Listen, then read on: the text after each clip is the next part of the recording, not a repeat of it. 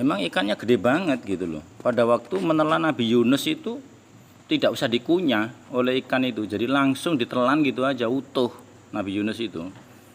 Sehingga pada waktu di dalam perutnya ikan, Nabi Yunus itu ya masih utuh seperti manusia seperti ini. Jadi sebenarnya di dalam kasusnya Nabi Yunus ini juga merupakan penjelasan dari Allah bahwa di dalam perut ikan itu penuh dengan oksigen. Sebenarnya begitu. Sehingga Nabi Yunus meskipun ada di dalam perutnya ikan yang sangat gelap, dia masih bisa bernafas sebagaimana di udara yang penuh dengan oksigen seperti kita ini. Nah itu. Nah, di sini diterangkan oleh Allah, falaula annahu kana minal musabbihin lalabitha fi batnihi ila yaumi yub'atsun. Di dalam surat Shafat ayat 143 144 ini. Jadi seandainya saja Nabi Yunus itu tidak bertasbih kepada Allah, pastilah dia berada di dalam perutnya ikan itu sampai nanti hari dibangkitkan, ya dia dibangkitkan dari dalam perut ikan itu. Itu berarti mati di dalam ikan situ, kemudian akan dibangkitkan oleh Allah dari dalam perut ikan itu seandainya dia tidak bertasbih. Nah itu. Makanya di dalam surat Al-Anbiya ayat 87 ini di sini diterangkan oleh Allah, fanata fid dzulumat alla ilaha illa anta subhanak inni kuntu minadh dhalimin. Dalam gelapnya perut ikan, dia memanggil kepada Allah dengan panggilan la ilaha illa anta subhanak. Tidak ada Tuhan yang berhak disembah kecuali Engkau ya Allah. Engkaulah yang maha suci. Inni kuntu minadh dhalimin, sesungguhnya aku tergolong orang-orang yang zalim, tergolong orang-orang yang aniaya. Nah, dari kalimat itulah kemudian Allah menyelamatkan fanajainahu. Ya, kemudian kami Allah menyelamatkan kepada Nabi Yunus. Para jemaah sekalian, umpama saja orang yang berada di dalam perutnya ikan itu kita ya, umpama kita gitu. Betapa susahnya gitu. Betapa. Dan seakan-akan sudah mati, sudah kematian itu. Bagaimana kita nggak mungkin bisa keluar dari perutnya ikan? Nah, kita susahnya ya luar biasa. Makanya fanajainahu minal ghammi, di sini Allah berfirman, akhirnya kami Allah menyelamatkan Nabi Yunus itu dari gham, susah yang sangat besar. Nah, kalimat Nabi Yunus inilah yang diterangkan oleh Rasulullah Shallallahu Alaihi Wasallam bahwa apabila ada orang Islam, dia punya masalah apapun masalahnya, kemudian dia menghadap kepada Allah di dalam hatinya, kemudian mulutnya mengucapkan ini dengan yakin, disertai dengan satu keyakinan yang penuh, la ilaha illa anta subhanaka inni kuntu minadh dhalimin, maka Allah yang akan menyelamatkan. Allah yang akan menghilangkan semua permasalahan-permasalahan yang kita hadapi. Apapun itu permasalahannya. Apapun permasalahannya. Kita semua tidak akan lepas dari permasalahan. Ya.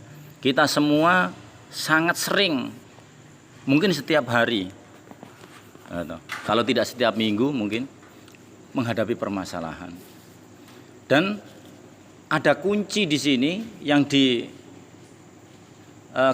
oleh kekasihnya Allah, yaitu Nabi Yunus, bahwa dengan mengatakan, dengan mengucapkan, dengan bertasbih la ilaha illa anta subhanaka inni kuntu minadh dhalimin, akhirnya kesusahannya pun jadi hilang. Akhirnya Allah menyelamatkan dia. Nah, jadi di dalam beberapa riwayat diterangkan cara penggunaan kalimat ini. Cara penggunaan kalimat ini ialah kita di dalam hati kita menghadap kepada Allah. Di dalam hati kita menghadap kepada Allah. Kemudian kesusahan atau permasalahan yang ada pada kita itu ya kita angkat. Kita tunjukkan kepada Allah, ya Allah saya punya permasalahan ini. Permasalahan ini ya Allah butuh pertolongan darimu agar permasalahan ini selesai. Nah gitu.